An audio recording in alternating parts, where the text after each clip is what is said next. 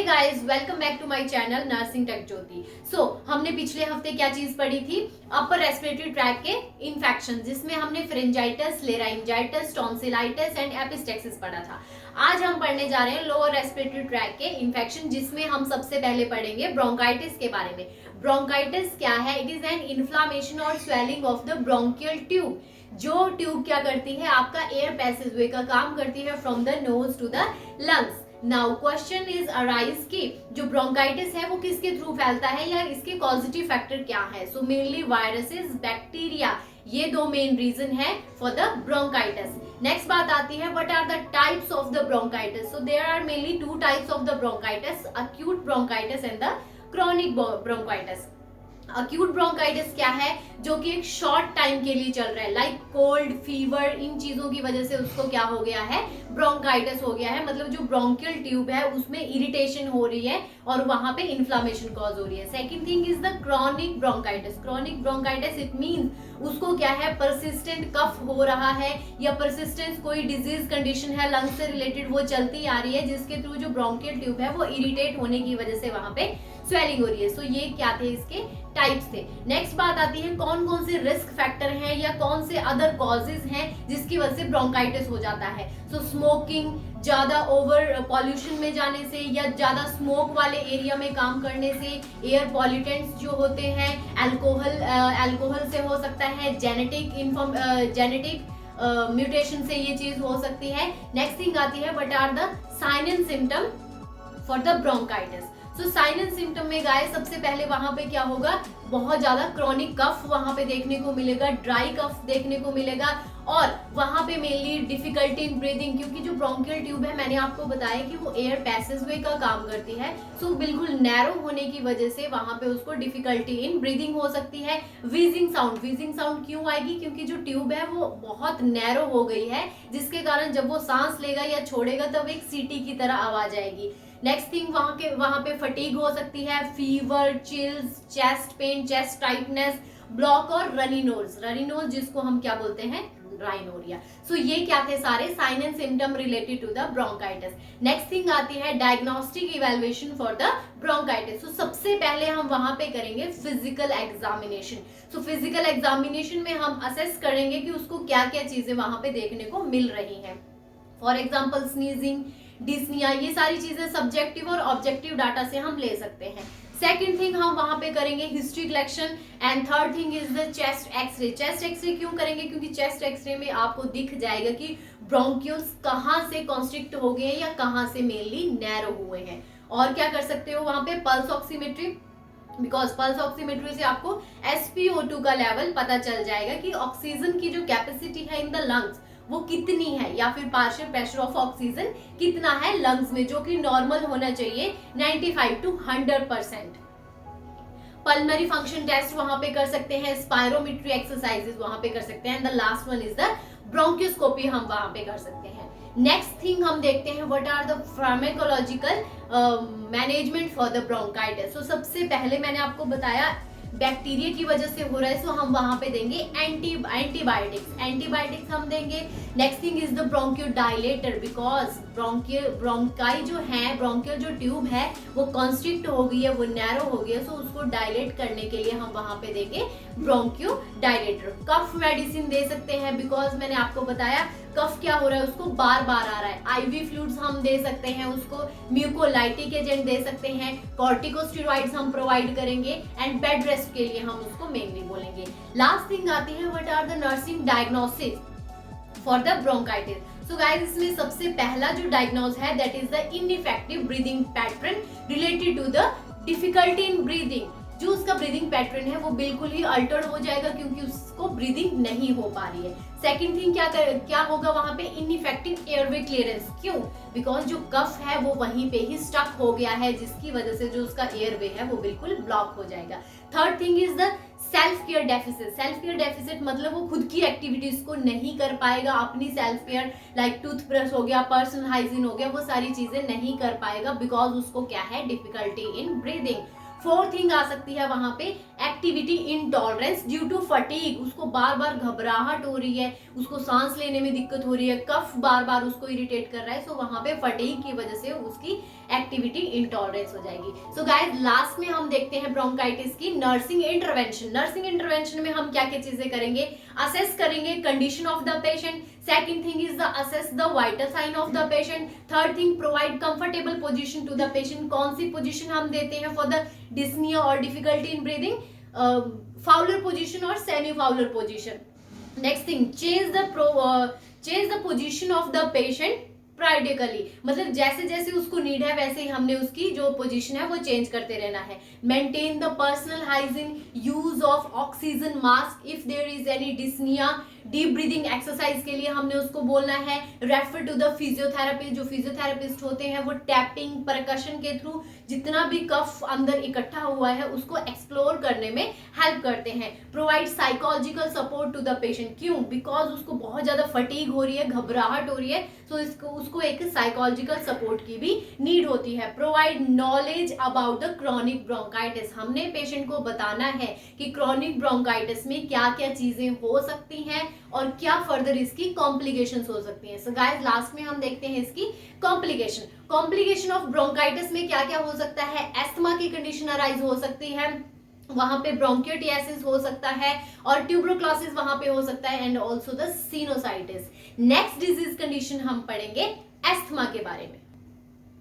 Asthma क्या है, inflammatory disorder है एयरवे का, जिसमें क्या हो जाता है, जो एयरवे है हाइपर एक्टिवेशन हो जाता है एयरवे का, और जिसके थ्रू वहां पे क्या क्या कैरेक्टरिस्टिक्स देखने को मिलती हैं, wheezing sound, cough and the dyspnea. Next thing आती है कि क्या क्या ट्रिगर्स हैं एस्थमा के। सो एस्थमा को ट्रिगर करने वाले, ट्रिगर मतलब बढ़ाने वाले क्या क्या वहां पे कॉजेज रह सकते हैं। सो वहां पे डस्ट, पेट्स का जो डेंडर्स होते हैं वो हो सकता है, stress, exercise, pollen, bugs in the home, chemical fumes, cold air, fungus spores, dust particle, smoking, strong deodorants, ये सारी चीजें क्या कर सकती हैं, जो एस्थमेटिक पेशेंट है उसकी जो एपिसोड्स हैं या रिकरेंट्स जो एपिसोड्स आते हैं उनको इंक्रीज कर सकती है।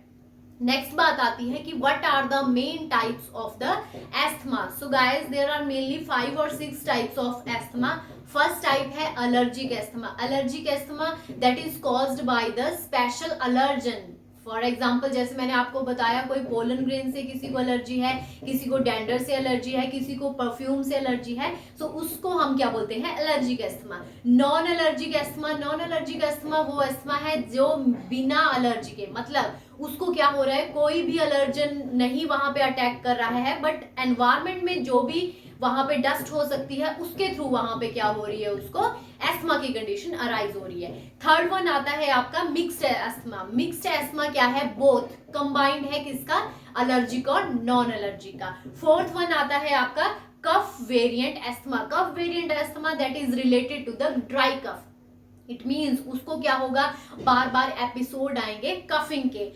फिफ्थ वन आता है exercise induced asthma. Exercise induced नाम से पता चल रहा है कि जब जब वो एक्सरसाइज करेगा, हैवी एक्सरसाइज करेगा, दैट टाइम उसको एस्थमेटिक अटैक्स आ सकते हैं। नेक्स्ट वन है नॉक्टर्नल अस्थमा। नॉक्टर्नल अस्थमा क्या होता है, नाइट के टाइम पे उसको क्या है, एस्थमेटिक एपिसोड्स आएंगे, कफिंग होगा, विजिंग साउंड्स आएंगी एंड डिस्निया की प्रॉब्लम होंगी। And the last one is the occupational asthma. Occupational asthma related to the occupational workers. जो जितने भी वर्कर्स हैं फैक्ट्रीज में वर्क करते हैं, उनमें जितने भी लाइक स्मोक्स होता है, फार्मिंग करते हैं या फिर वुड वर्किंग करते हैं, उनको ये एस्थमा देखने को मिलता है। सो ये सारे क्या थे, एस्थमा के टाइप्स। नेक्स्ट बात आती है what are the clinical manifestation और sign and symptom for the asthma. So mainly there are 3 classical sign for asthma. First one is the wheezing, second one is the dyspnea and third one is the cough. Variant cough वहां पे देखने को मिलेगा। Chest tightness होगी, क्योंकि जो कफ है वो बहुत ज्यादा एक्यूमुलेट होने की वजह से जो चेस्ट है उसकी वॉल्स को बहुत ज्यादा टाइट कर देगा। नेक्स्ट थिंग आती है एक्सपायरेशन में भी प्रोलॉन्ग। मतलब वो इंस्पायरेशन तो अच्छे से कर लेगा, बट जब वो सांस छोड़ेगा तो उसको वहां पे फोर्स मतलब बहुत ज्यादा उसको ताकत लगानी पड़ेगी। सिक्रीशंस जो है वो मे बी व्हाइट भी हो सकती हैं, येलो भी हो सकती हैं, थिक भी हो सकती हैं according to the bacterial growth, और वो मैं बोल सकती हूँ कि कितना ज्यादा वहां पे इन्फेक्शन हो गया या कितना ज्यादा बुरी कंडीशन वहां पे हो गई है। नेक्स्ट थिंग आती है क्लिनिकल मैनिफेस्टेशन के बाद what are the diagnostic evaluation for the asthma. तो सबसे पहले हम क्या करेंगे, हिस्ट्री टेकिंग करेंगे। हिस्ट्री टेकिंग किस चीज की करेंगे, क्योंकि मैंने आपको बताया एलर्जी हो सकती है उस पेशेंट को किसी चीज से, सो हम एलर्जन को आइडेंटिफाई करेंगे, उसके थ्रू उससे क्वेश्चंस पूछेंगे कि हाँ आपको किसी चीज से एलर्जी तो नहीं है। Second thing physical examination. So physical examination में हम ऑब्जर्वेशन से हम क्या कर सकते हैं, विजिंग को ऑब्जर्व कर सकते हैं, कफिंग के कलर को जो स्पुटम का जो कलर है उसको हम असेस कर सकते हैं, एंड ऑल्सो द जो डिस्निया है, डिफिकल्टी इन ब्रीदिंग, वो भी हमें वहां पे ऑब्जर्व कर सकते हैं।